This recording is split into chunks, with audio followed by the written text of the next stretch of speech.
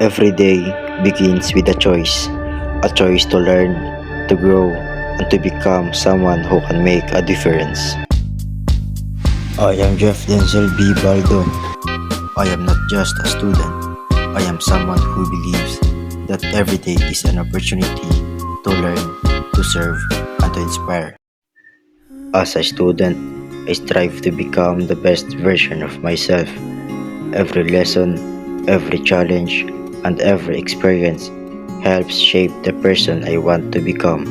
Learning isn't just about getting good grades, it's about gaining knowledge, building character, and preparing myself to make a positive impact on the world.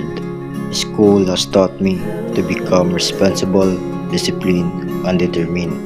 There are times when studying becomes difficult, but those challenges remind me that growth only comes when we continue moving forward. Every assignment, every project, and every exam is another opportunity to improve myself. I believe that education is one of the most powerful tools we can have because it allows to create opportunities not only for ourselves but also for others. Aside from being a student, I am also a Boy Scout. Being a scout has taught me values that cannot always be learned inside the classroom.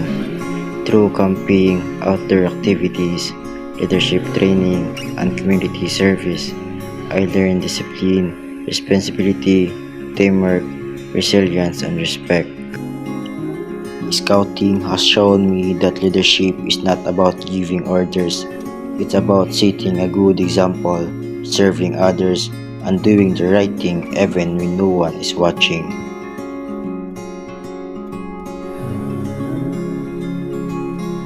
These experiences continue to help me become more confident, dependable, and prepared for whatever challenges life may bring.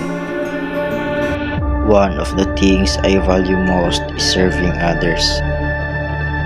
As a volunteer, I've had the opportunity to provide basic first aid, assist during activities, and support my community whenever help is needed. Knowing that I can use my skills to help someone, even in a simple way, gives me a sense of purpose. Helping people has become something I truly enjoy because I believe kindness can make a big difference. Sometimes offering assistance, giving comfort, or simply being present for someone is enough to brighten their day. These experiences have taught me compassion. Whenever I'm not studying or volunteering, you will usually find me on the volleyball court. Volleyball is more than just my favorite sport. It has taught me teamwork, communication, discipline, and perseverance. Every training session reminds me that improvement doesn't happen overnight. It takes consistency, dedication, and hard work. Every match teaches me to stay calm under pressure, trust my teammates, and never give up until the very last point. Whether we win or lose, every game becomes another lesson that helps me grow, not only as an athlete, but also as a person. Student, Boy Scout, volunteer, athlete.